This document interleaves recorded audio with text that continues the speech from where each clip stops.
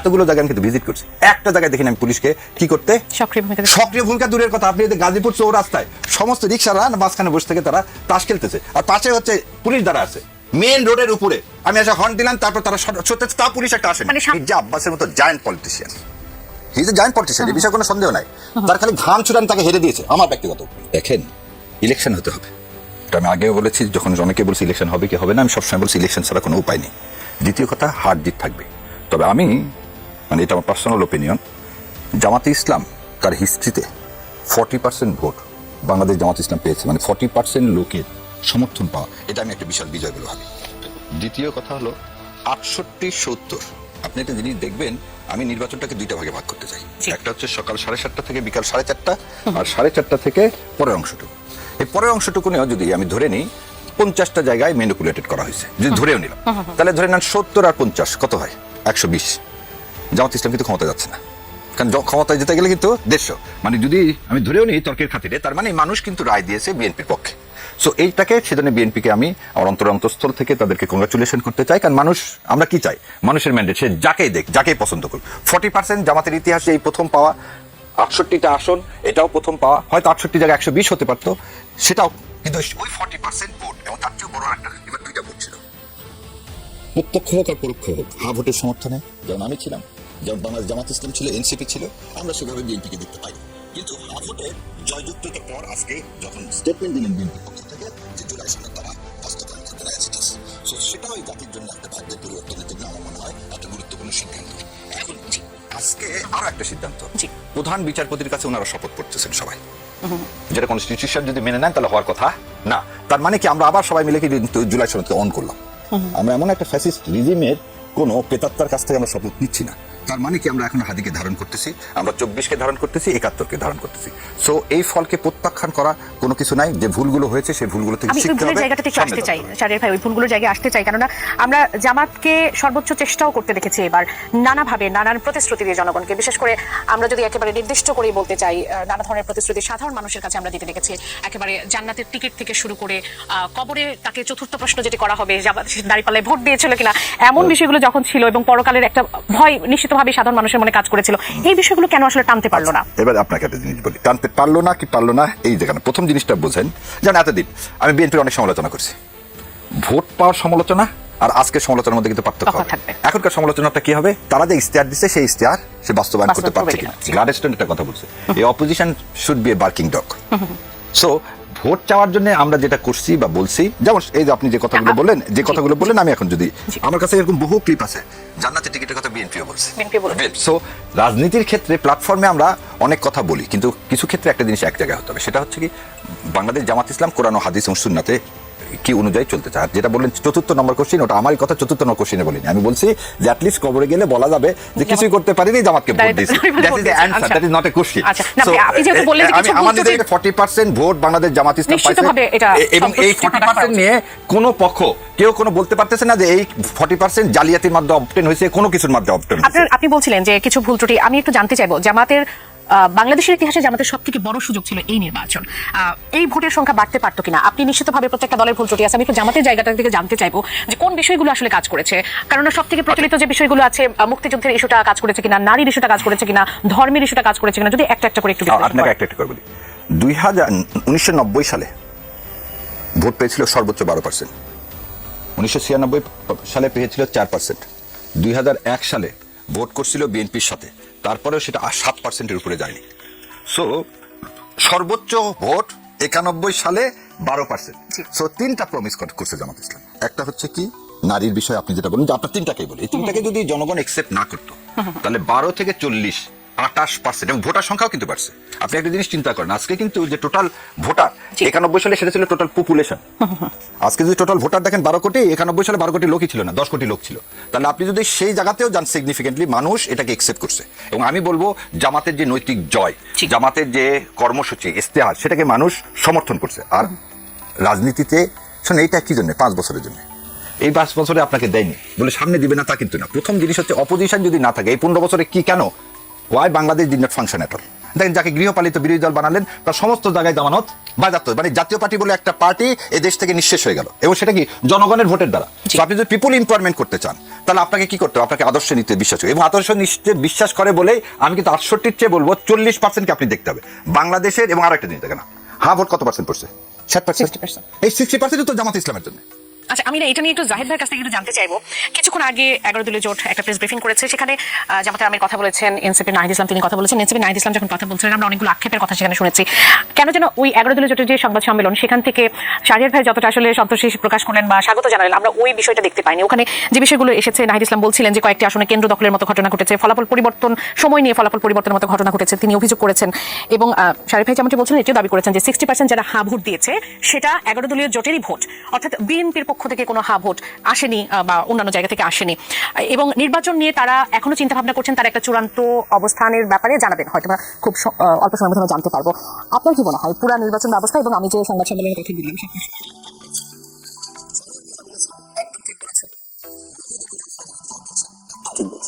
কারণ রাজনীতি করেন না, ওনারা রাজনীতি করেন, তিনি সমর্থন করেন তাদেরকে, তাদের ন্যারেটিভ এস্টাবলিশ করেন।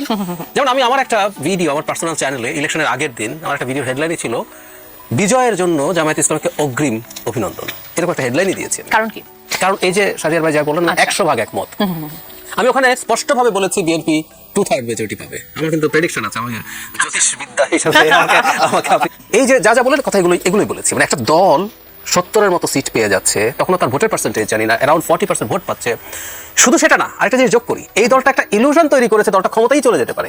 আপনি এটা নিয়েও জিজ্ঞেস করতে চাচ্ছিলেন? হ্যাঁ, খেয়াল করুন, এইগুলো প্রত্যেকটাই দলটার সাকসেস, এই ক্রেডিট তাদেরকে দিতেই হবে আপনাকে, এবং এটা বিরাট বিজয়। এবং সত্যিকার অর্থে বিএনপি তার সাইজের সাথে যে জায়গায় গেছে, উন্নতি যদি বলেন, ডিফারেন্স যদি বলেন, জামাতের ডিফারেন্স পার্সেন্টেজ যদি হিসাব করেন, হিউজ।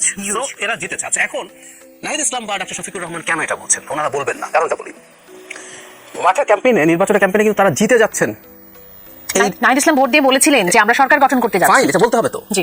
আপনি যদি বডি ল্যাঙ্গুয়েজে দেখেন আমি 70 সিট পাবো, আপনি 30 সিট পাবেন তখন। আচ্ছা, সো আপনাকে রাজনীতির জন্যই দেখাতে হবে আপনি অনেক বড় দল হয়েছেন, আপনি ক্ষমতায় যাবেন, যাতে আপনি তো আপনার নিজস্ব যে ভোট ব্যাংক আছে তারটা তো পাবেন। জি। বিএনপিও তারটা পাবে। দুই দলই চেষ্টা করে মাঝে যারা আছে সুইং ভোটার বলি আমরা, বা আনডিসাইডেড ভোটার, তার ভোট পাওয়ার জন্য। তো ওদের প্রবণতা থাকে যে দলটা জিতবে তাকে ভোট দেয়া, কারণ তারা মনে করে জেতা পার্টি থেকে যদি এমপি হয় এলাকায় উন্নয়ন হয়, মানে এলাকায় উন্নয়নের কাজ এমপি না, কিন্তু তারা এভাবেই ভাবেন। তো এটা বলার পর এখন বিপদ কি হয় খেয়াল করুন। আপনি বলছেন আপনি ক্ষমতায় চলে যাবেন, সরকার গঠন করবেন, পেয়েছেন অ্যারাউন্ড 70, মানে অর্ধেক বা তার চেয়ে কম সিট। আপনি কি ব্যাখ্যা দেবেন তাহলে? আপনাকে নেতা কর্মীকে ব্যাখ্যা দিতে হবে, আপনাকে ভোটারের সঙ্গে, তাহলে কি দাঁড়ালো? কোথাও কোথাও সমস্যা হয়েছে, এটা হয়েছে, আমরা দেখছি, আমরা করবো কিনা। ওনারাও ভেতরে ভেতরে আমি আপনাকে কনফার্ম করছি খুশি, তারাও জানেন তাদের বিজয় হয়েছে, কিন্তু যেহেতু তারা রাজনীতি করেন এইটুকু। আপনিও মনে করেছেন যে 70-এর মতো সিট পাবে, এবং তারাও জানতেন। তারপরে যে হাইপটা আমরা দেখেছি, একটা সময় এমনও মনে হয়েছে যে বিএনপির সঙ্গে হাড্ডাহাড্ডি লড়াই হতে যাচ্ছে, জামাতও বের হয়ে চলে আসতে পারে, এরকম অবস্থান দেখছি। এখন তাদেরকে এই ব্যাখ্যাটুকু তো দিতে হবে, কেন দিতে হবে যে কেন কমলো, এতটা কমলো, অন্ততপক্ষে 100টা নয়। একদম। হ্যাঁ, সেই জায়গাটুকু আপনার কাছে কি মনে হয় যে আরো আগাতে পারতো কি না? এটা যেটা হয়েছে এবার, আমি এটাকে অনেক অনেক বেশি মনে করি, অনেক বেশি মনে করি। ভবিষ্যতে সঠিক ট্র্যাকে তারা যদি চলে, বিএনপি অনেকগুলো ভুল করেছে, সেই ভুলগুলো যদি বিএনপি না শুধরায়, হু নোজ নেক্সট ইলেকশনে তারা সত্যি সত্যি ফাইট দেবে বা ক্ষমতায় চলে যেতে পারে। আবার উল্টো হতে পারে, যেমন 91 সালে জামায়াত ইসলামী একা নির্বাচন করে 17টা সিট পেয়েছে, 96 থেকে 3 নেমে গেছে, ভোটের পার্সেন্টেজও কমেছে, সিটও কমেছে, বাড়তেও পারে কমতেও পারে। এটা আসলে 5 বছর একটা লম্বা সময়। সাথে আমিও একটু অ্যালার্মিং বলতে চাইবো, কারণ জনাব তারেক রহমান ঢাকা 17-তে যদি মাত্র 4,500 বা 5,000 ভোটে যেতে, এবং ঢাকার 6টি আসনে তো আমরা দেখেছি অবস্থানটা আসলে কিরকম। সুতরাং এটা ডেফিনেটলি তাদের জন্য। আর জামাত এখন যে অবস্থানে আছে, নিশ্চিতভাবে তারা প্রস্তুতি নিচ্ছে, এবং ভবিষ্যৎ সামনের নির্বাচনে জামাতকে নিশ্চয়ই আরো শক্তিশালী রূপে আমরা দেখতে পাবো। স্বাভাবিক, একই সাথে বিএনপিও যে যে জায়গায় ভুল করেছে তারাও তাদেরগুলো নিয়ে কাজ করবে। ইনফ্যাক্ট গণতন্ত্রের এই জিনিসটাই সৌন্দর্য, দলগুলো পরস্পরের মধ্যে ফাইট করতে থাকবে গণতান্ত্রিক পদ্ধতিতে, প্রত্যেকে গণতান্ত্রিক পদ্ধতিতে চেষ্টা করবে আরেকজনকে যতটা ছোট করে ফেলা যায়, এটাই নিয়ম। এখন আপনার কাছে কি মনে হয় যে এই যে সোমবারে যারা সংসদ সদস্য হবেন তারা শপথ গ্রহণ করতে যাচ্ছেন, এবং জনাব তারেক রহমান নিরঙ্কুশ সংখ্যাগরিষ্ঠতা যিনি অর্জন করে প্রধানমন্ত্রী হতে যাচ্ছেন, তার সামনে তো সব থেকে বড় চ্যালেঞ্জটা আসলে আপনি কি মনে করছেন? যদি জুলাই সনদের কথা তিনি বলেছেন যে গণভোটের মাধ্যমে জুলাই সনদ এটি আসলে তারা সম্পন্ন করবেন, সেক্ষেত্রে থেকে প্রধানমন্ত্রী থাকা এবং দলীয় প্রধান থাকার যে বিষয়গুলো, এরকম বিষয়গুলো যখন আসবে, সেক্ষেত্রে তারেক রহমানের সামনে এগুলো চ্যালেঞ্জ হিসেবে দুটো পদে একসাথে থাকা নিয়ে জুলাই সনদে কোনো সমস্যা নেই। আপনি যদি গণভোটের পেপারটা দেখেন, এর মধ্যে কখতে দুটো ইস্যু আছে, এগুলো বিএনপি নোট অফ ডিসেন্ট সেগুলো আলাদা করে উল্লেখ করে দিয়েছে। গতে কতগুলো বিষয় উল্লেখ করে বলছে, আর 30টা বিষয় যেগুলোতে দলগুলোর ঐক্যবদ্ধ হয়েছে সেগুলো করতে বাধ্য, সেগুলো ম্যান্ডেটরি থাকবে। আচ্ছা আচ্ছা, ওর মধ্যে কিন্তু একই ব্যক্তি দুটায় থাকতে পারবে না, এটা নেই। ঘতে বলেছে বাকি জিনিসগুলো দলগুলো তার ইশতেহার অনুযায়ী করবে। তার মানে কথাটা এইরকম, জামায়াত ইসলামী যদি ক্ষমতায় আসতো তাহলে তার ইশতেহার এবং সে কিন্তু এখানে নোট অফ ডিসেন্ট দেয় নাই, অর্থাৎ বিএনপি কি তারা নোট অফ ডিসেন্ট সহ করতে পারবে যেগুলো মানে ডিসেন্ট আছে? না, হ্যাঁ, ওই যে ওইটা পারবে, সবগুলো পারবে না, ওইটা পারবে, ওইটা নোট অফ ডিসেন্টটা কার্যকর থাকবে, ঘতে এটা লেখা আছে এভাবে। সুতরাং একই ব্যক্তি প্রধানমন্ত্রী এবং দলের প্রধান থাকতে পারবে না, এটা জুলাই সনদে যেভাবে আছে। বিএনপি যেহেতু নোট অফ ডিসেন্ট আছে এখানে, বিএনপি সমস্যা হবে না, সেই সিদ্ধান্ত তারা নিতে পারবে। আর আমরা জানি, আমরা অতীতের ইতিহাস থেকে জানি, এর আগের যখন আমরা ঘটনা বলি, হাসিনার পতনের পর কিন্তু আমরা হিজবুত তাহরীরের মতো যারা সংগঠন আছে তাদের একটা উত্থানের কথা আমরা কিন্তু জানি, এবং এই ঘটনা কিন্তু এর আগে হয়েছে। বিএনপি যখন জয়লাভ করেছে সম্ভবত এটা 2001 সালে, তখনও এক ধরনের বিএনপির কিন্তু ভূমিধস বিজয় হয়েছিল এবং উগ্রপন্থার সেখানে আসলে মাথাচাড়া দিয়ে উঠেছিল। সেই জায়গা থেকে আপনার কাছে কি মনে হয় যে বিএনপির চ্যালেঞ্জের মধ্যে এটা একটা অন্যতম চ্যালেঞ্জ হবে কিনা, যে উগ্রপন্থা মাথাচাড়া দিয়ে উঠতে পারে, সেটিকে আসলে কন্ট্রোল করার বিষয়ে তাদের একটা বিশেষ প্রস্তুতি থাকতে হবে? বিএনপি এবার আগের মতো করবে না। একটা দল আগে যেসব ভুল করে থাকে, তারা রিল্যাক্টেন্ট ছিল, পরবর্তীতে তারাই কিন্তু স্টেপস নিয়েছে, কিন্তু তারা দেরি করেছিল, এটা ট্রু। এবারকার সংকটটা তাদের তৈরি করা না, এবারকার সংকটটা ডক্টর ইউনূসের সময়ে তৈরি হয়েছে। ধরুন 150-এর বেশি মাজার ভাঙা হয়েছে, মানে মাজারে কি হয় না হয় অনেক সময় আমরা সত্যি মনে করি বা আমরা এভাবে খোঁজ খবর নিলে জানবো, এখানে অনেক সময় ইললিগাল কাজ হয়, মাদকের সাথে রিলেটেড ইস্যু থাকে, কখনো কখনো, সব ঢালাওভাবে বলছি না, কিন্তু মাজার ভাঙা বা জ্বালিয়ে দেওয়া এটা দেশের আইন অমান্য করা। কিন্তু এই ঘটনাগুলো ঘটেছে, কখনো কখনো নাটক, গান, এসবের অনুষ্ঠান, এগুলো অনেকগুলো, মানে একটা দুটো হলে কথা ছিল, বিচ্ছিন্ন ঘটনা বলতে পারতাম। সিস্টেম্যাটিকলি ঘটেছে। নারীদের ফুটবল খেলা যাবে না, এরকম ঘটনাগুলো ইউনূসের সময় কিন্তু হয়েছে। ফলে বিএনপির সামনে চ্যালেঞ্জটা আসলে আছে। জি, তাকে ক্ষমতায় এসেই আইন শৃঙ্খলা রক্ষার মধ্যে আসলে এগুলো পড়ে, এগুলোকে আলাদাভাবে যে মনোযোগ দিতে হবে। আচ্ছা, আরেকটা কথা একটু বলে রাখা ভালো, এই যে এই জিনিসগুলো বেরোলো, এটা কি হঠাৎ করে তৈরি হয়েছে? না, এটা আমাদের সোসাইটিতে আছে এবং এটা আবার অনেক বেশি আছে তা না। কিন্তু ডক্টর ইউনূসের সময়, এবং উনি যেহেতু ঘটনাচক্রে এগুলোকে খুব বেশি নিয়ন্ত্রণে আনার চেষ্টা করেননি, এগুলো বেশি দেখা গেছে। সো বিএনপিকে আইন শৃঙ্খলা যদি তারা ঠিকঠাক মতো মেনটেন করে, ওর সাথে একই প্যাকেজে এগুলো কন্ট্রোল হয়ে যায়। অসংখ্য ধন্যবাদ। আমি শাহরিয়ার ভাই আপনার কাছে আবার একটু আসি।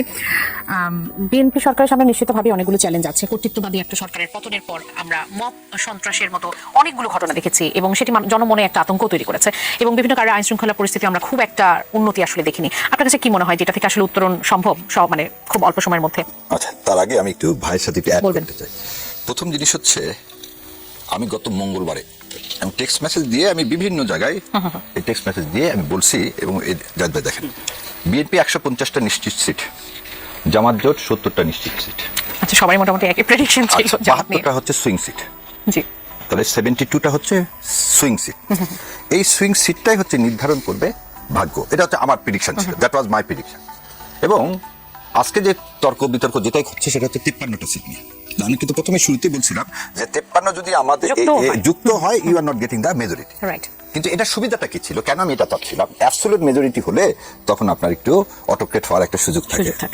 সো আমি জাহিদ ভাই ওইটার সাথে তাহলে ব্যালেন্স চেক আর 2/3 হলে কিন্তু আপনি যা ইচ্ছা তাই করতে পারেন, কিন্তু 2/3 না হলে আপনি কি করতে পারবেন, যে there will be a balance. So as a নাগরিক হিসাবে, আর যেটা ভাই বলল আগে, অ্যাজ এ ওয়েল উইশার হিসাবে আমি চাইছিলাম যে কোনো পার্টি 2/3 না পাক, তাহলে একটা চেক অ্যান্ড ব্যালেন্স অ্যাটলিস্ট থাকবে। এখন কেন এই 53টা, যেমন আপনি উদাহরণ টানলেন সেজন্য বলতেছি। এই ইলেকশন কমিশন খুব সুন্দর সব জায়গার ভোট গণনা এবং রেজাল্ট দিচ্ছিলেন, হঠাৎ ঢাকার বেলা এসে উনি 2 ঘন্টা কিন্তু টিভিতে বন্ধ করে রাখলেন। 2 ঘন্টা আপনার কালকে খেয়াল করে দিবেন, আপডেট বন্ধ করা। দ্বিতীয় আরেকটা জিনিস দেখেন, বলা ছিল 2 ঘন্টা পর পর টোটাল ভোট কত কাস্ট হচ্ছে সেটা আপডেট দেবেন। দুপুরের পর ওনারা আপডেট টোটালি বন্ধ করে দেবেন। এতে জনগণ মনে কি হয়? আমি এখন যে কারণে প্রথমেই আমি বললাম যে আমি রাজনৈতিক মানে সমর্থন করি বা ওই লুসার তার চেয়ে আগে দেশ আমার কাছে আগে। জুলাই সনদ, আমি যদি ইলেকশনকে প্রশ্নবিদ্ধ করতে যাই, আমার জুলাই সনদকে প্রশ্নবিদ্ধ হবে।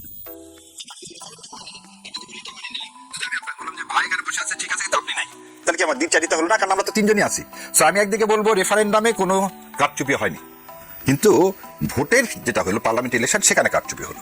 যেমন আমি আগের দিন রাতের বেলা ওটা হচ্ছে বাংলা এডিশনে দিচ্ছিলাম, তখন পুতুল ছিলেন আমার সাথে। পুতুল বললেন যে আমাকে এখনই চলে যেতে হবে, কি কারণে? আমার ভোটার পুলিং এজেন্টের কাছ থেকে ভোটের যে ফলাফলের কাগজ সেখানে সাইন নিয়ে নেওয়া হচ্ছে। সো এই কিছু ইরেগুলারিটিস ছিল, এই ইরেগুলারিটিস গুলো ইচ্ছা করলে কি করা যেত, এগুলো অ্যাভয়েড করা যেত। এবং সেটা আমি বলবো নির্বাচন কমিশন এই যে অল্প একটু কারণে বিএনপি মেজরিটি পাইতোই ভাই। আপনি যে 55টার জায়গায় হতো 30টা, মানে ঢাকা 17 দিয়ে দিলে কি হতো? বগুড়া 7 নিয়ে থেকে বলতেছেন ওখানে তারেক রহমানের কিছু হয়েছে 6 নিয়ে, কিন্তু ঢাকা 7 দিয়ে দিলে কি হতো? ঢাকা 8 মির্জা আব্বাসের ওই জায়গাতে আপনি হোয়াট ক্যাপাসিটি আমার ওয়াইফ ওখানে বসেছিলেন। সে পুলিং এজেন্ট না? আপনি দেখতে পাচ্ছেন ভিডিওতে, তো ওয়াইফ এসে হঠাৎ করে বসলে, এটা ক্যান্ডিডেট ওয়াইফ বসতে পারেন না। সো এই প্রশ্নগুলো ঊর্ধ্বে ওঠা যেত। কিন্তু এখন আমি কেন যেটার ইন্টারেস্টে আমি এই জিনিসগুলো যেতে চাই না। কি কারণে যেতে চাই না? আপনি আপনার জন্য আপিল করার সুযোগ আছে, আপনার জন্য ইলেকশন কমিশন রিকাউন্টিং এর সুযোগ আছে। So there is a legal procedure, এবং এই লিগাল প্রসিডিওর যদি আপনি না মেনে রাস্তায় নামেন, তাহলে আপনার ডেমোক্রেসি বাধাগ্রস্ত হবে। সেটা কোনোভাবে করা যাবে না। এবার আপনার সেকেন্ড জিনিস আসে, ভাই যেটা বলছে নোট অফ ডিসেন্ট। দেখেন, নোট অফ ডিসেন্ট কিন্তু গণভোটে ছিল না। পার্টির ইস্তাহারে ছিল এবং এই কথা ঠিক বলা হয়েছিল যে যে নোট অফ ডিসেন্ট সেটা আপনার পার্টি ইস্তাহারে দিবেন। ইস্তাহার যদি আপনার জয়লাভ করে তাহলে আপনি সেগুলো কি করতে পারবেন, ইমপ্লিমেন্ট করতে পারবেন। এবং আমি যতখানি জানি, আমার যতখানি বিশ্বাস, তাদের ইস্তাহার পরে এবং নোট অফ ডিসেন্ট হয়েছে সব মাইনরিটি বিষয়গুলোতে। যেমন আমি বিএনপির যে একটা নোট অফ ডিসেন্টকে আমি নিজে সমর্থন করি, যেমন চিফ জাস্টিস হবে জ্যেষ্ঠ দুইজনের মধ্যে থেকে, যে জ্যেষ্ঠ হবে নট নেসেসারিলি তাকেই করতে হবে, এটা আমি নিজে। কারণ একজন জ্যেষ্ঠ আছে, উনি পারফেক্ট নাও হতে পারে, পৃথিবীতে কোনো কিছু পারফেক্ট না। So that should be alternative. So কিছু কিছু জায়গায় কিন্তু এগুলো কোনটাই ফান্ডামেন্টাল ছিল না। পার্টির চেয়ারম্যান 10 বছর এবং পার্টির মানে প্রধানমন্ত্রী ওনারা এটা একসেপ্টই করে নিয়েছেন যে 10 বছর পর থাকবেন। So that is the main point এখানে। আচ্ছা, তারপরে আরেকটা অসংখ্য ধন্যবাদ। আমি জাহিদ ভাই, শারীর ভাই যেমনটি বলছিলেন, আমি নিজেও এই প্রশ্নটা করতাম যে এই যে ভূমিধস বিজয় বিএনপি, সেটি আবার বিএনপিকে কর্তৃত্ববাদী একটা শাসকের ভূমিকায় তাদেরকে দেখাবে কিনা। ঝুঁকি আছে, মানে সারা পৃথিবীতে সবসময় দেখা গেছে এত বড় যখন সংখ্যাগরিষ্ঠতা হয় তখন এই ঝুঁকি থাকে। বিশেষ করে 2/3 মেজরিটি যেটা হয় লোয়ার হাউসে, এখন যদিও আপার হাউস হওয়া এবং কনস্টিটিউশন অ্যামেন্ডমেন্টের ক্ষেত্রে সেটারও রোল থাকা নিয়ে প্রশ্ন আসবে। কিন্তু জামায়াত ইসলামী যদি আরাউন্ড 40% ভোট পেয়ে থাকে, আমি এখন নিশ্চিত তথ্য পাইনি, বিএনপি 50%-এর বেশি ভোট পাবে। 53% ভোট পাচ্ছে বিএনপি, আর জামাত কাছে 40%। তাহলে খেয়াল করি বিএনপির হাতে, বিএনপি আপার হাউস প্রপোর্শনাল রিপ্রেজেন্টেশনে হলেও তার 53টা সিট হয়ে যায়। সো বিএনপি কনস্টিটিউশন অ্যামেন্ড করার প্রাথমিক কাজটা করে ফেলতে পারে, এরপর এটা আবার গণভোটে যাবে। মানে কেন ঝুঁকির কথা বলা হয়, কারণ সে তখন সংবিধান সংশোধন করার ক্যাপাবিলিটি পেয়ে যায়। এখন বিএনপি এটা করবে কিনা সরিয়ে রেখে আমরা বলতে চাই, এইবারের মতো আমি আবার মনে করেছি বিএনপির শক্ত, বিএনপি শুধু না, যদি জামাত ইসলামের সরকার গঠন করতো, আমি একটা খুব শক্তিশালী সরকার চেয়েছিলাম। 200 মানে আপনি সকাল বিকাল পার্ট মানে কনস্টিটিউশন চেঞ্জ করার ব্যাপারটা এরকম না। কিন্তু আপনি যখন এই 2/3 মেজরিটি নিয়ে আসেন, আপনার সরকারের একটা বেশি অথরিটি তৈরি হয়। এই অথরিটিতে আপনাকে স্বৈরাচার যেমন করতে পারে, আবার এই অথরিটিতে আপনাকে কাজ ভালোভাবে করতে সাহায্য করতে পারে। এখন আমি এইবার কেন চেয়েছি এরকম একটা সরকার হোক সেটা বলছি। বাংলাদেশ ইতিহাসে এত বিধ্বস্ত কোনো রাষ্ট্র ব্যবস্থা নিয়ে আর কোনোদিন ছিল না, কোনোদিন না। এরশাদেরও পতন হয়েছে, এরশাদ 9 বছর স্বৈরশাসক ছিলেন বলছি আমরা, কিন্তু এরশাদের সময়ও ধরুন পুলিশ পালিয়ে যায়নি তো, তার মানে পুলিশ এমন খারাপ কিছু করে নাই যে পুলিশকে জনগণ গিয়ে মেরে ফেলতে যাবে, তাই তো? তো সেই প্রেক্ষাপটে দাঁড়িয়ে বাংলাদেশে এখন একটা সরকার থাকতে হবে যার কন্ট্রোলে পুলিশ, সিভিল ব্যুরোক্রেসি। শেখ হাসিনার সময় কিন্তু তাকে রাতের ভোট দিয়ে একটা পর্যায়ে আমলা পুলিশ বলতো, তাকে আমরাই ক্ষমতায় রেখেছি বলতো আমাদের পার্সোনাল লেভেলে। সো এই যে একটা বিশেষ ধরনের আমলা, বিশেষ ধরনের পুলিশ তৈরি হয়েছে, এদের উপরে যদি সঠিকভাবে নিয়ন্ত্রণ রাখতে চায় বা অন্যান্য সার্ভিস যারা দেন, একটা শক্তিশালী সরকার লাগবে। শুধু সেটা না, বাংলাদেশ খুবই টাফ জিওপলিটিক্যাল ফাইটে পড়ে যাবে। China America, China India, India China, এরকম নানান কিছু ঘটনা ঘটতে পারে। সেখানেও একটা শক্তিশালী ম্যান্ডেটের সরকার যদি থাকে, সে বেটার বার্গেইন করতে পারবে। সবকিছু মিলে আমি মনে করি এবার হওয়া দরকার। ঝুঁকিটা আছে, এই ঝুঁকি ঠেকানোর জন্য আমরা যেটা আশা করি যে আমাদের গণমাধ্যম, সিভিল সোসাইটি সবাই মিলে এবং নাগরিকরাও, সোশ্যাল মিডিয়া কিন্তু খুবই ভাইব্রেন্ট এখন, প্রচুর চাপের মধ্যে বিএনপিকে রাখতে হবে যেখানে তার কোনো ডেভিয়েশন হয়। জি, আমি একটু ছোট করে জানতে চাইবো যে এনসিপির ব্যাপারে একটু জানতে চাইবো। তারা 6টা আসনে জয়লাভ করেছে। এনসিপির এই সিদ্ধান্ত নিয়ে নানা ধরনের আলোচনা হয়েছে যে জামাতের সাথে যাওয়া নিয়ে, কেন তারা জামাতের সঙ্গে গেল, বিএনপির সাথে যেতে পারে, এরকম নানান কথাবার্তা হয়েছে। আপনার কাছে এই ডিসিশনটা এখন কি মনে হচ্ছে? ভালো মনে হচ্ছে না। এমপি হয় শেষ কথা না, রাজনীতি থাকতে হয়। আমার সূচক বন্ধ করে আমি বলে দিচ্ছি, ওনারা মাইন্ড করতে পারেন, এনারা তো আসলে জামায়াতের ভোটে জিতেছে। এখানে বসে সিপিবি আওয়ামী লীগের সাথে জোট করেছিল, সিপিবি বেশ কয়েকটা নির্বাচিত হয়েছিল। ওই এরপর কি আর সিপিবি কোনো দল ছিল যখন আলাদা হলেন? যদি কখন আলাদা হতে পারে, জামায়াত তো একসময় বিএনপির সাথে জোট ছিল, আলাদা নির্বাচন করছে না, আলাদা নির্বাচন করে হবেন না। এনসিপির কোনো ভবিষ্যৎ আপনি সেভাবে দেখতে পাচ্ছেন না? না, আমি মনে করি এনসিপি যে রাজনীতির যে ভুল, আমি যখন এনসিপি জয়েন করেছে জামাতের সাথে, আমি তখন এই কথাটা বলেছি, এনসিপিকে নিয়ে জামাতের বিরাট সুবিধা হয়েছে। তার সিটের ক্যালকুলেশনে প্রবলেম হয়েছে, কারণ আমি মনে করি 30টা সিটে যদি জামাত থাকতো, জামাতের ক্যান্ডিডেট একটু বেশিও জিততে পারতেন। কিন্তু আবার এনসিপিকে নেওয়ার মাধ্যমে, পাওয়ার মাধ্যমে জামাত একটা মধ্যপন্থী দলকে তার জোটে রাখতে পেরেছে এবং গণঅভ্যুত্থানের যে ফেস, তাদের অনেকগুলো এটা বলতে পারি, পার্লামেন্টে এসে যখন কেউ কথা বলে, পার্লামেন্টে এসে কেউ যখন প্রচুর ডিবেট করে, সেটা কিন্তু আলাদা ইম্প্যাক্ট আছে। তারা ভাবতে পারেন যে এটা তাদের রাজনীতিতে সাহায্য করবে, হতেও পারে। কিন্তু আমি মনে করি এখনো এই 6 জন জিতে আসায়, ধরলাম তারা আলাদা নির্বাচন করলে একজনও জিতলেন না, স্টিল আমার কাছে ওটা বেটার অপশন মনে হয়। অসংখ্য ধন্যবাদ। শাহরিয়ার ভাই, আমি একটু বিএনপির চ্যালেঞ্জের জায়গাগুলো, যেহেতু তারা নিরঙ্কুশ সংখ্যাগরিষ্ঠতা অর্জন করে সরকার গঠন করতে যাচ্ছে, আমরা সবসময় বলে আসি শক্তিশালী সরকার যেমন লাগবে, বিরোধী পক্ষও লাগবে। সেই শক্তিশালী বিরোধী পক্ষ আসা মানে থাকবে, সেই প্রত্যাশা আমাদের আছে। কিন্তু চ্যালেঞ্জগুলো নিয়ে যদি একটু বলতে চাই, আমলাতন্ত্রের যে জটিলতার চ্যালেঞ্জ, সেটা তো নিশ্চিতভাবেই থাকছে এবং সব সরকারের সময় থাকে। বিশেষ করে আমরা উদাহরণ হিসেবে বলতে পারি যে এই ডক্টর ইউনূস সরকারের সময় আমরা দেখেছি যে যতগুলো তাদের ডিসিশন ব্যর্থ হয়েছে বা ফলাফল প্রত্যাশিত হয়নি যে বিষয়গুলোতে, তার পেছনে মোটা দেখা আমলাতন্ত্রকে আসলে দায়ী করা হয়। অর্থনীতির ক্ষেত্রে আমরা নানান গত 1.5 বছরে আমরা দেখেছি নতুন বিনিয়োগ সেভাবে আসেনি, কর্মসংস্থান সৃষ্টি আসলে সেভাবে হয়নি। এই চ্যালেঞ্জগুলো নিশ্চিতভাবেই বিএনপির কাছে থাকবে। আপনার কাছে কি মনে হয় সেটা আসলে কিভাবে সামাল দেওয়া উচিত? প্রথমে উইথ ডিউ রেসপেক্ট আমার ভাইয়ের সাথে আমি একটু দ্বিমত করতে চাচ্ছি। আচ্ছা, দ্বিমত করে আমার প্রশ্ন উত্তর দিব। এনসিপি যদি বিএনপির সাথে যেত, তাহলে এনসিপির অবস্থা তো রাশেদের মতো বিলীন হয়ে যেত। এনসিপির অবস্থা হতো এনডিএফ এর, ওনার নাম কি, ববি হাজ্জাদের মতো। ববি হাজ্জাদ তো জয়লাভ করলেন বিএনপির হয়ে, উনি তো আর ওনার এনডিএফ নিয়ে করার কি একদম বিলীন হয়ে, আমি বলতেছি বিলীন হয়ে ধানের শীষে গেলেন। এবং আপনাকে একটা জিনিস বলে দিই, ব্রাহ্মণবাড়িয়ার কি হলো, ধানের শীষ জয়লাভ করেনি, কিন্তু আমার শ্রদ্ধেয় রুমিন আপা জয়লাভ করছে। যতগুলো ইন্ডিপেন্ডেন্ট ছিল না ওখানে, ওখানে কি খেজুর গাছ ছিল? খেজুর গাছের আপনি ইয়াতে আসেন, কথাটা একটু পয়েন্টটা বোঝেন। পয়েন্টটা হচ্ছে যে বিএনপির লোকগুলো কিন্তু তার লোকজনকে ভোট দেয়নি, কারা যারা তার সঙ্গী ছিল। যেমন কোদালের কথা দেখেন, কোদালের চেয়ে কিন্তু মিলন ভাই বেশি ভোট পেয়েছে। তাহলে বিএনপি চায় না যে অন্য দল থেকে এসে তাদেরকে বিএনপি ওন করতেছে না, this A vital point. Second পয়েন্টটা হচ্ছে আবার নূর সাকিব ভাই জিতেছে না, আমি বলে দিচ্ছি নূরের ওখানে দেখেন, সাকিব ভাইয়ের কথা নূরের কথা এই জায়গায় আমি পরে আসতেছি, ওই জন্য প্রথম থেকে এটা আমি শেষ করে দিই।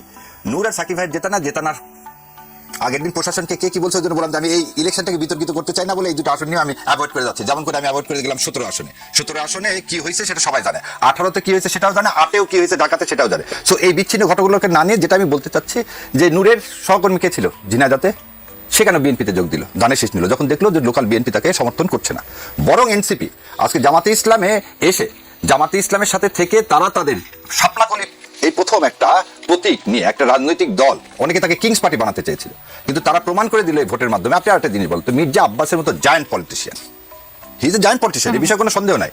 তার খালি ঘাম ছুটানি তাকে হেরে দিয়েছে আমার ব্যক্তিগত। হ্যাঁ, আমি আগের পয়েন্টটা শেষ করার আগে একটু ওটার সঙ্গে যুক্ত করতে চাই যে বিএনপি সেভাবে আসলে অন্য দলের কাউকে তারা মনে করে না যে তারা বিএনপিকে ওন করছে, কিন্তু সারোয়ার তুষারের পোস্টগুলো, ফেসবুকের পোস্টগুলো নিশ্চয়ই আপনি দেখেছেন। সেটা বিষয়ে বলতেছি, এই অভিযোগটা আসলে কেন করতে হলো, তার সাথে গাদ্দারি করা হয়েছে, বেইমানি করা হয়েছে। জি, সারোয়ার এই আগে একটুকুন বলেনি, তাহলে এনসিপি এই জায়গাতে কি হলো, এনসিপিটা নিজস্ব স্ট্যান্ডিং হলো, তার নিজের এক এমপি পাইলো, নিজের একটা প্রতীক পাইলো। সো আগামীতে ইনশাল্লাহ এনসিপি ভালো করবে এই আশাবাদ ব্যক্ত করি, কারণ তারা হচ্ছে জুলাইয়ের কি অগ্রগামী সৈনিক। এখন তুষারের কথাটা আমি বলি, ওখানে যে জামাতের ক্যান্ডিডেট ছিল আমি আগেই বলছি তাকে বহিষ্কার করার কথা, এবং গোপনে গোপনে তিনি ভোট পেয়েছেন। আমি আপনাকে বলতেছি, এখন আমি দাবি জানাই তার মতো লোককে জামাত ইসলামে রাখা উচিত না। আমি আপনার সাথে যেটা সত্য সেটা আমি বলবো, যেটা মিথ্যা সেটাও আমি কখনো সমর্থন করবো না। ওই যে কাজটা সারোয়ার তুষারের সাথে করেছেন ওই লোকটা কখনো জামাত ইসলাম ওন করেন না, এবং জামাত ইসলাম উচিত তাকে বহিষ্কার করা। এটা আমার ব্যক্তিগত মতামত। এবার আপনার প্রশ্ন উত্তরে আসি। 91 সালে এরশাদ সাহেবের সময় যারা ছিলেন আমলা, তাদেরকে নিয়ে কিন্তু ভোট হয়েছিল, কিন্তু সেই সময় কিন্তু কোনো উপদেষ্টা বলেনি যে কেন প্লেনটা একটা স্কুলে কি হলো ক্র্যাশ করলো, এটা আসলে সচিবালয়ে ক্র্যাশ করার কথা। কারণ আপনি একটা জিনিস জানি, 1.5 বছরে আমলারা কি পরিমাণ অসহযোগিতা করছে এই অ্যাডভাইজার গুলোকে, যে তারা আক্ষেপে বলছে মাইলস্টোন স্কুলে প্লেনটা ক্র্যাশ না হয়ে প্লেনটা আসলে সচিবালয়ে ক্র্যাশ করা উচিত ছিল। তারপরও যে আমরা একটা ভোট করতে পারছি। পুলিশের কথা, কালকে সকালবেলা আমি আগের দিন রাতের বেলা গেছি নওগাঁ সকালে ভোট দিয়েছি, দিয়ে আমি গেলাম বগুড়ার পর গেলাম সিরাজগঞ্জের পর পাবনার পর টাঙ্গাইল, তারপর ঢাকা 15 আসন, এতগুলো জায়গায় আমি কিন্তু ভিজিট করছি। একটা জায়গায় দেখিনি আমি পুলিশকে কি করতে সক্রিয় ভূমিকা দূরের কথা, আপনি গাজীপুর চৌরাস্তায় সমস্ত রিক্সারা মাঝখানে বসে থেকে তারা তাস খেলতেছে, আর পাশে হচ্ছে পুলিশ দ্বারা আছে মেইন রোডের উপরে। আমি এসে হর্ন দিলাম, তারপর তারা তা পুলিশ একটা আসেনি। মানে শান্তিপূর্ণ ভোট হয়েছে, সেজন্য কি পরিস্থিতি না, শান্তিপূর্ণ ভোট হয়েছে কি একটা জিনিস দেখেন, এবার ক্যাজুয়ালিটি হয়নি কেন? 2 দলের দায়িত্বশীল ভূমিকার কারণে। পুলিশের কিন্তু কোন রকম কোনো আপনি ক্রেডিবিল দেন না, কারণ আপনি একটা জিনিস দেখেন, সমস্ত জায়গায় কিন্তু সেনাবাহিনী দৌড় দিচ্ছে, এবং আমি অন্তঃস্থল থেকে 2টা বাহিনীকে সবসময় আমি কি করছি, সেনা, নৌ, বিমান বাহিনী এবং আমার আনসাররা যে অমানবিক পরিশ্রম করছে, পুলিশ তার কোনো ক্রেডিটই পেতে পারে না। সো প্রথম জিনিসটা যেটা বললেন, বিএনপি এসে যদি এই পুলিশকে এবং এই আমলাকে, কারণ এই আমলাদের কিভাবে নিয়োগ হয়েছে, যেটা পরিবারে জামাত না বিএনপিও যদি তারপর দুঃসম্পর্ক মামাতো খালাতো থাকে, তাও সে পাশ করেনি। সেই আমলা দিয়ে আর যাই হোক আপনার কি হবে না, রাষ্ট্র পরিচালনা হবে না। এবং সেই কারণ বুঝতে পেরে তারা রাষ্ট্রপতির কাছ থেকে শপথ না নিয়ে প্রধান বিচারপতির কাছ থেকে শপথ নিচ্ছেন। আর ভাই যে আরেকটা কথা যেটা বললেন যে অ্যাবসলিউট মেজরিটি, হ্যাঁ যদি ভালো করেন, হ্যাঁ ওয়ার টাইমে তো অ্যাবসলিউট পাওয়ার নিয়ে নেওয়া হয়, কিন্তু বিএনপি যেভাবে মানে আজকে ক্ষমতা এসছে, মানুষ ক্ষমতা দিছে, 200 সিট পাইলে ধরে নেন আপনারা 212টা তো পাইছে, 12টা যদি না পাইতো 190টা পাইতো, কি হতো? 2/3 জন্য ভাইজিরা বললো যে জুলাই সনদ তো অলরেডি পাস হয়ে গেছে, সিস্টেম আছে যে চাইলে কত পাওয়া যায়, না চাইলে কত, এটা তো জনগণের উপর। না, জনগণের উপরই পাওয়া যায়। আমি বললাম কেন, এই কারণে এইখানে হচ্ছে এই বিতর্কে যেতে চাই না। ইলেকশন হয়ে গেছে, ডিপ স্টেট যা করছে কাউকে অ্যাবসলিউট মেজরিটি দিতে চাইছে, দিছে। আমি আর এই বিষয়ে যেতে চাই না। আমি চাই যে সোমবার দিন সমস্ত দলেরা শপথ নিক, একটা ভালো সংসদ আসুক, ইনশাল্লাহ বিএনপি যে জুলাই সনদকে বাস্তবায়ন করুক। এটাই স্যার ভাই, আপনি কি মানে মনে করছেন যে নির্বাচনে ডিপ স্টেটের কোনো ভূমিকা ছিল? আমাকে যদি আপনি জিজ্ঞাসা করেন 7, 18, 17, 18তে একজনকে আপনি ডিক্লেয়ার করে দিলেন জয়, তারপর হঠাৎ করে আবার উল্টায় দিলেন কেন? আপনি 17তে আপনি ভোট বন্ধ হতে বললাম যে 2 ঘন্টা কেন বন্ধ? কিছু আমি এই জিনিসগুলোকে কেন আমি ইগনোর করতেছি, যার কারণ তার উত্তর প্রথমেই দিচ্ছি যে আপনি যদি এই 53টা সিটও দিতেন, তাও ওনারা কিসে যেত না, কোনো ক্ষমতায় যেত না, কিন্তু অ্যাবসলিউট মেজরিটি হতো না। আর অ্যাবসলিউট মেজরিটি হলে কি সমস্যা? আজকে সকালবেলা একটা পার্টি অফিস একজন খুলে দিয়ে আসছে। আগামী ইন্ডিয়ার এজেন্ডা বাস্তবায়ন করতে গেলে কাউকে 2/3 মেজরিটি লাগবে। এইটাতে আমি হচ্ছে আশঙ্কিত যে ইন্ডিয়ার এজেন্ডা যেন কোনোভাবে ভারতের আধিপত্যবাদ আবার এদেশে কি মাথা ছেড়ে না ওঠে। বাংলাদেশ এখন আসলে কোন বলয়ে যাবে? বাংলাদেশের বলয় থাকবে। বাংলাদেশ কোনো বলে কোনো না। আধিপত্য- বাংলাদেশ কোনো আধিপত্যবাদকে সমর্থন করবে না, কারো দাসত্ব নেবে না। বাংলাদেশ এই যে ভাই যে কথা বললেন, আমি সব বলি 70 সালে এত খারাপ অবস্থা ছিল না ইকোনমি, যেভাবে টাকা চুরি করে হাসিনা নিয়ে চলে গেছে এই দেশে। ভাই তো বললো 90-90 না, 70 সালে 71 সালেও এই অবস্থা ছিল না। কিন্তু আজকে যে অবস্থা করে গেছে বিএনপি, এই যে ক্ষমতা নিচ্ছে, ইটস টাফ টাইম। যদি সবার সমর্থন না পায়, দেখেন বিএনপি কি বলছিল, সবাইকে নিয়ে 1 মিনিটের মধ্যে শেষ করে দিচ্ছি, সবাইকে নিয়ে তারা সরকার গঠন করতে চাইছিল। আজকে সকালবেলা স্টেটমেন্ট থাকি, কাউকে দিব না। আমাকে এটা হচ্ছে আশঙ্কিত করতেছে। কাউকে নিব না, সবাইকে নিয়ে আমরা সরকার গঠন করব। একটু মানে তারা বলেছে, জামাত যখন বলছে যে জাতীয় সরকার গঠনের কথা, তখন তারা বলেছে ঐকমত্যের সরকার শুধুমাত্র তাদের সঙ্গে মাঠে ময়দানে যারা ছিল, তাদের সঙ্গে যারা জামাত ছাড়া সবাইকে জোট ছিল, নিয়ে করবে। তাদের কথা তারা বলেছে। আমি অনেকে আছে তাদের মধ্যে যারা সিট পায়নি, তাদেরকে নিবে কিনা এই কথা বলেন। জিওপলিটিক্যাল বিষয়টা একটু জানতে চাচ্ছি, এই জন্য যে আমরা অনেকগুলো চুক্তি করে ফেলেছি আমেরিকার সাথে, সেটি আমাদের উপর কোনো প্রভাব বিস্তার করতে পারে কিনা? এটা তো ভালো কাজ করছেন, তুলা নেবেন, গার্মেন্টস দেবেন ফ্রি। এর চেয়ে আর ভালো কাজ কি হতে পারে? বোয়িং বিমান লাগবে, এই যে মানুষ অনেকে ইয়া করে, আমাদের বোয়িং ছাড়া আর কোনো বিমান নেই। আপনি যদি এয়ারবাস কিনতে চান, আপনাকে আলাদা একটা লাইন তৈরি করতে হবে। বিমান প্রথম হচ্ছে লাভবান হলো। সো রাষ্ট্রের পলিসি নিয়ে, রাষ্ট্রের যদি পলিসি যদি চেঞ্জ হয়, তাদেরও যে ছবি দেখাচ্ছেন জাতীয় সংসদ, ওখানে হবে হচ্ছে কি রাষ্ট্রের, ওখানে ব্যাংকরা নিয়ে যে, যেমন আজ সকালবেলা শুনলাম যে একজন মহাসচিবের ভাই কিছু টাকা কি ক্ষমা চেয়ে নিয়েছেন। আমি বিশ্বাস রাখি সব দল মিলে এই টাকা মারার পথটা এবং আমি আপনার কাছে জিওপলিটিক্যাল পর্যন্ত নিতে পেরেছি শক্তভাবে, এবং আমেরিকার সাথে যে চুক্তিগুলো হচ্ছে সেটি নিয়ে নানা ধরনের প্রশ্ন হচ্ছে। আপনার মনে কি কোনো প্রশ্ন আছে এটা নিয়ে? প্রশ্ন আছে। আমার কথাটা হচ্ছে আমেরিকার এই চুক্তির সাথে এই চুক্তিটা না করে যাওয়া ভালো ছিল। এখন আবার নতুন সরকারের চাইলে কি চুক্তি না করে থাকতে পারতো? উত্তর হচ্ছে না। কারণ হলো আমেরিকা এখন ট্রাম্প কি করছে, ট্রাম্প যখন প্রথম ট্যারিফ বসানো শুরু করলো, তখন সে বিভিন্ন দেশের উপরে তার যে ট্রেড ডেফিসিট যত, মানে এটা একটা হাস্যকর প্রপোজিশন। মানে পৃথিবীতে এরকমই আছে, কোনো দেশ কেনে, কোনো দেশ বিক্রি করে। এখন ধরেন একটা ফান আছে অর্থনীতিতে এরকম, আপনি পাড়ার মুদি দোকান থেকে তো সারা জীবন কিনলেনি, তাই না? আপনার সাথে তার ট্রেড ডেফিসিট কত? বাকি দিয়ে চলে গেল জীবন। তো আপনি এখন তার কাছে কিছু বেচতে হবে আপনাকে যদি আপনার পাড়ার মুদি দোকানদারে গিয়ে বলবেন, আর তোমাকে তোমার কাছে কিনতে হবে, তোমার সাথে আমার বিরাট ট্রেড ডেফিসিট আছে, তাই না? এই ফান্ডটা আছে অর্থনীতিতে, তো ট্রেড ডেফিসিট থাকবে। কিন্তু ট্রাম্প তো ট্রাম্পই, সেগুলো নিয়ে ঝামেলা শুরু করলো এবং হুমকি দেওয়া হচ্ছে যে আমাদের যেহেতু পোশাক রপ্তানি করি আমরা, এখানে বিরাট ট্যারিফ বসিয়ে আমাদের এগুলোকে ঝামেলা ফেলে সেটা করছে, ইনহ্যান্ড করছে। ফলে আমাদের কিছু কিছু চুক্তি করতে হতো ট্রেড ডেফিসিট কমানোর জন্য। বিপদ কিন্তু বহু আছে। আপনি এয়ারবাস কিনছেন না, একক মার্কেট হিসাবে কিন্তু আবার ইউরোপ আমেরিকার চাইতে বড় আমাদের পোশাক রপ্তানির জন্য। আমাদের তো একটা জিএসপি প্লাসের কথা আছে, এলডিসি গ্র্যাজুয়েশনের পর আমরা জিএসপি পাবো না, জিএসপি প্লাস পাবো, ওদের ওটা দিয়ে চাপ দিচ্ছে। আমরা আসলে জিওপলিটিক্যালি বেশ বড় সমস্যায় পড়তে যাচ্ছি। একটা জিনিস কিন্তু ইম্পর্টেন্ট, জনগণের ভোটে নির্বাচিত একটা ভালো সমর্থনের সরকারের সাথে বার্গেন কিন্তু সোজা না। ডক্টর ইউনূস এক ধরনের ম্যান্ডেট ছিল, আছেও বলতে পারি, আমরা এটাকে ম্যান্ডেটহীন সরকার বলছি না, কিন্তু এটা তো যারা ডিল করে তারা জানে যে ডক্টর ইউনূসের সরকার ভোটে নির্বাচিত নয়, এবং এই মুহূর্তে তার সরকারের প্রতি সমর্থন একটা সময় সবার যেমন ছিল অতটা শক্তিশালী ভাবে নেই। সে কারণে এখানে বেটার ডিল পাওয়া যেতে পারে। আমার কাছে মনে হয় এটাই করা হয়েছে এবং ডক্টর ইউনূস উচিত ছিল না। আর আমরা একটা কথা প্রায় বলেছি, দরকার ছিল সব চুক্তির খুঁটিনাটি নিয়ে দলগুলোর সাথে, সব না দলগুলোকে টাকা অন্তত, আমরা তো জানতাম ক্ষমতায় কে আসবে। বিএনপি, জামায়াত, এনসিপি সাথে আরো 2-4টা দলকে যদি নেন, ক্ষমতা এরাই আসবে। আপনি এদের টপদেরকে নিয়ে ক্লোজ, যদি এর মধ্যে গোপন থাকে, অনেক বলে যে গোপনীয়তা চুক্তি আছে, চিফদেরকে নিয়ে বসে আপনি কথা বলেন যে আমেরিকার চুক্তিগুলো গোপন না, তার কোনো শর্তাবলী কি এখন পর্যন্ত প্রকাশিত হয়েছে? হওয়ার সম্ভাবনা আছে না, কিছু শর্ত সব না, এগুলো আমরা অনেক আলোচনা করেছি। ইভেন যেগুলোর মধ্যে এই গোপন রাখার শর্ত নাই, সেগুলো তো আমাদের সামনে আনা হয়নি। সো এগুলো করতে পারে সরকার, যখন কোনো কিছু ট্রান্সপারেন্টলি করে না, তখন অনিবার্যভাবেই প্রশ্নবিদ্ধ হয়। বিএনপির কাঁধে যেহেতু দেশের ভার চলে গেছে, তারেক রহমানের কাছ থেকে আপনি আসলে একজন প্রধানমন্ত্রী হিসেবে তার কাছ থেকে কি প্রত্যাশা করেন? কিভাবে দেশ চালাবেন সামনে? শুরুতে বলেছিলাম যে সরকারকে শক্তিশালী হতে হবে, মানে ওনাকে শুরু থেকেই খুব শক্তি নিয়ে দেশ পরিচালনা করতে হবে। মানে শক্তি প্রয়োগ শুনতে মনে হয় যে গায়ের জোর বলতে যেটা বুঝে, এরকম কিছু না। কিন্তু ডক্টর ইউনূসের সময় আমরা সরকারের প্রতি সবচেয়ে বড় সমালোচনার বিষয় ছিল সরকার গাছাড়া, ও মাজার পুড়িয়ে দেয়, পুরানো ওটা ভেঙে দেয়, ওখানে গিয়ে মব গিয়ে হাজির হয়, ডেইলি স্টার পুড়িয়ে দিলাম, প্রথম আলো পুড়িয়ে দিলাম। প্রথমেই যেটা করতে হবে, সরকারকে এই বার্তা দিতে পারতে হবে, তারেক রহমানকে বার্তা দিতে হবে, এতদিন যা চলছে এগুলো আর চলবে না। বাংলাদেশে মবের মুল্লুক, হাসিনার সময় আমি বলি ওটা ছিল মগের মুল্লুক, আর পরে এসে মবের মুল্লুক হয়েছে, এটা হবে না। এই বার্তা শুরুতে দিয়ে দিতে হবে, আইন শৃঙ্খলাকে খুব দ্রুত রেস্টোর করতে হবে এবং জনগণের কাছে এই বোধ থাকতে হবে জনাব তারেক রহমান এই জায়গাগুলো ছাড় দেন না। তাকে বার্তা দিতে হবে দুর্নীতি এবং তার দলের নেতাকর্মীদের যে গ্রাসরুট লেভেলে অনিয়ম, চাঁদাবাজি, দখলদারি অনেক ক্ষেত্রেই আছে, সেগুলোরও বার্তা দিতে হবে খুব দ্রুত, যে আমি এগুলোর ব্যাপারে ব্যবস্থা নিচ্ছি। এগুলো রাতারাতি উড়িয়ে দেওয়া যাবে না, এলিমিনেট করা যাবে না, কিন্তু সদিচ্ছা যে তার আছে এবং তিনি সেখানে কাজ করছেন, এই বার্তা দিতে হবে। অতীতের কোন ভুলটা তারেক রহমান যাতে না করেন সেই পরামর্শটা দিবেন, যে অতীত থেকে শিক্ষা নিয়ে এই ভুলটা যেন কোনোভাবে তিনি না করেন। অতীতে আসলে তারেক রহমান কি ভুল করেছেন 2001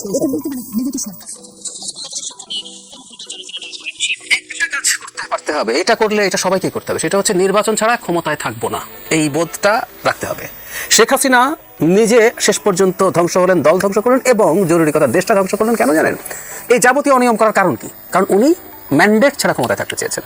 উনি চেয়েছেন আমি ক্ষমতায় থেকে যাব, একটা নির্বাচন হবে সো কল্ড, যেটা আসলে নির্বাচন না। সেটার জন্য আপনি এমন অবস্থা করলেন, বিরোধী দল আসবে না, আপনি রাতে ভোট করলেন। এই কারণেই আপনি দেখবেন আস্তে আস্তে আপনাকে সব ইনস্টিটিউট ভেঙে ফেলতে হবে। পুলিশকে আপনি আপনার দলের কর্মীর মতো ব্যবহার করবেন, আপনি বিচার বিভাগ ধ্বংস করবেন, আপনি নির্বাচন কমিশন শেষ করে দেবেন। সো একটা ভুল থেকে দেশের ভবিষ্যৎ সব রাজনৈতিক নেতাকে শিক্ষা নিতে হবে, নির্বাচন ম্যানিপুলেট করে ক্ষমতায় যাব না।